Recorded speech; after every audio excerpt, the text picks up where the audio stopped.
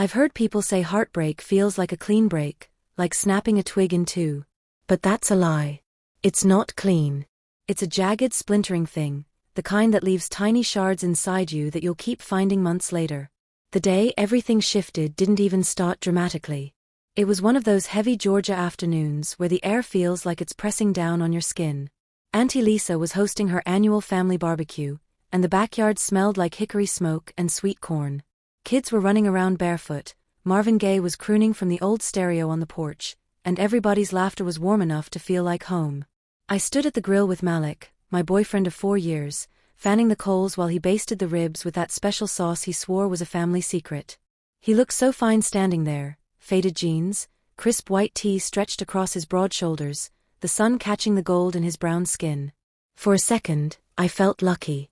We'd been through college together, shared ramen noodles when we were broke, whispered about future babies and starter homes. Then Kayla walked in.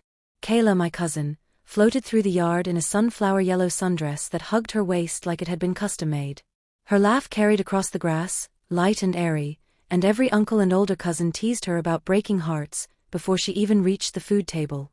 I've always loved Kayla, she's family, but I'd be lying if I said I didn't feel the familiar prickle of insecurity standing next to her.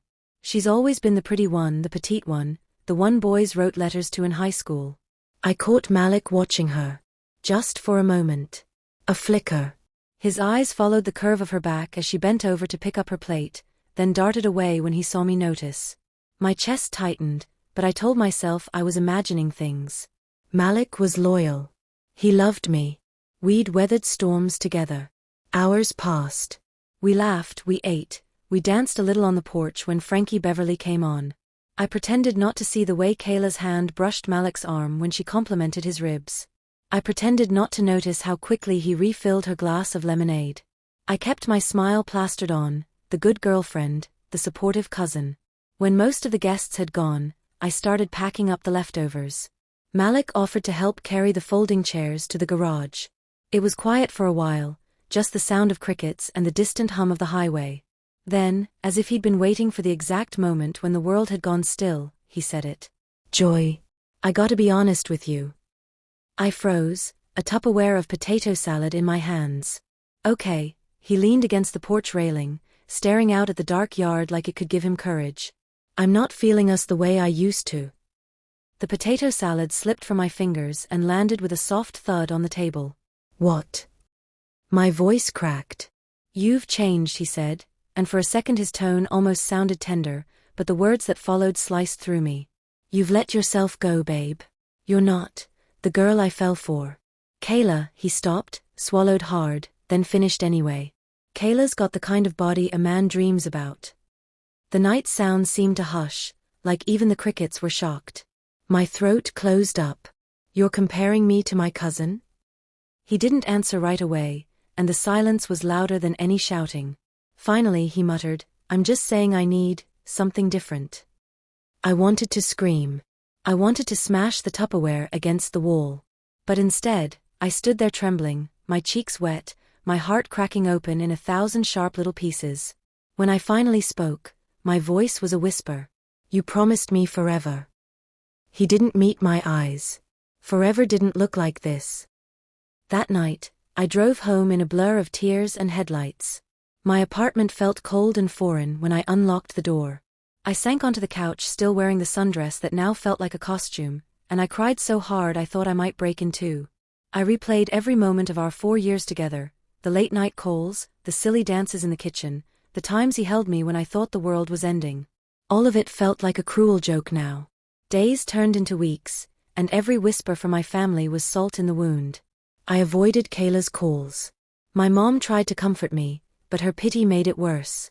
Then came the wedding announcement, a glossy card with Kayla's flawless smile pressed against Malik's chest, the words "Forever begins here" scrawled across the bottom. I stood in the back of their church on the wedding day, dressed in navy blue, my hair pulled back tight because I couldn't bear to put effort into anything. My hands shook so badly I nearly dropped my purse. I watched the man who once called me his soulmate vow his forever to someone who shared my blood. The congregation gasped at Kayla's dress, at Malik's broad grin, but all I could hear was my heartbeat pounding in my ears.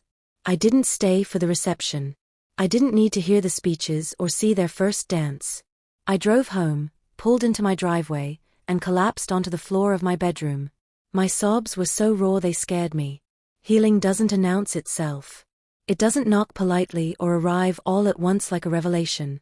For me, it started in the quietest way, a Sunday morning when I couldn't bring myself to get out of bed. The world outside was moving on. Cars hummed down the street, kids laughed on their bikes, the smell of someone's bacon drifted through my window. And I lay there, staring at the ceiling, wondering if I'd ever feel whole again. That's when my phone buzzed with a message from Maya, my childhood best friend. "Girl, get up. We're going to the park. No arguments." I didn't want to, but she showed up at my door 15 minutes later with her afro puff bouncing and a smoothie in her hand. We walked the loop around Piedmont Park slowly at first. My breath was shallow, my legs felt heavy, and I hated the way my body jiggled with every step. But Maya kept talking, about nothing and everything, until her words slipped past my defenses. She reminded me of the girl I used to be, bold, funny, ambitious. That walk turned into a ritual. Twice a week at first, then 3 times. Soon we were jogging the last stretch, laughing at how out of breath we were. One morning, an older woman in the park stopped us and said, "Baby, you shine when you smile like that." I didn't even realize I'd been smiling. Months passed. I joined a local black women's fitness group called Sisters Who Sweat, a circle of women who looked like me, full hips, rich melanin, natural curls, and fire in their spirits. These women didn't chase perfection, they chased strength. The first boot camp session nearly killed me. My arms shook during push-ups, and I thought my lungs might burst on the sprints. But when I finished, the group clapped for me like I'd won a medal. The gym became my therapy room. Each drop of sweat was a tiny exorcism of Malik's words. "You've let yourself go" became my fuel. I wasn't doing it for him or even for Kayla, I was doing it for the girl who had believed in herself once. Alongside the physical work, I started therapy. My counselor, Dr. Harris, was a warm silver-haired black woman who spoke with a calm wisdom that felt like church. She didn't just listen to my pain, she handed me tools to rebuild. We unpacked every layer, my body image, my trust issues, the way betrayal had made me doubt my own worth. Some days I left her office crying, other days, I left lighter. I also started journaling. At first, my entries were just pages of anger and hurt. Why wasn't I enough? How could they do this to me? But over time, those questions became affirmations. I am more than enough. Their choices don't define my value. I changed how I ate, not to punish myself, but to nourish myself. I learned how to make roasted veggies taste like comfort food and discovered smoothies that made my skin glow. I let go of emotional eating and found joy in cooking again.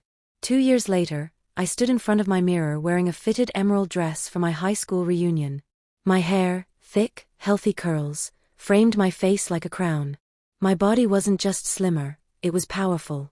My shoulders looked strong, my waist curved beautifully, and my smile reached my eyes for the first time in years. Walking into that reunion felt like walking into a battlefield I'd already won. Conversations paused when I entered. Old classmates I hadn't seen in years blinked like they were seeing me for the first time. Compliments floated my way. "Joy, you look incredible." "Girl, what's your secret?" Then I saw them. Malik and Kayla stood near the punch bowl, their hands loosely intertwined. Kayla's smile didn't have the same sparkle it once did, and Malik looked ordinary. Tired, even. He turned, and our eyes locked. His jaw literally dropped. "Joy." His voice was a cracked whisper.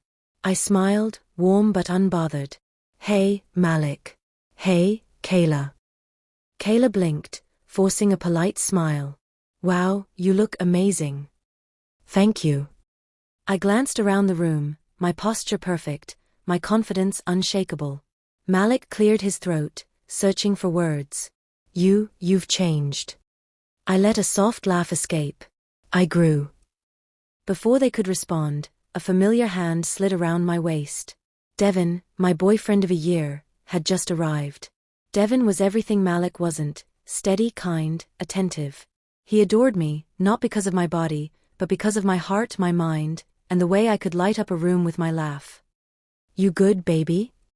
Devin whispered against my ear, his presence grounding me. I looked up at him, my chest full and my eyes bright with unshed tears, not of sadness but gratitude. Better than good, I whispered back.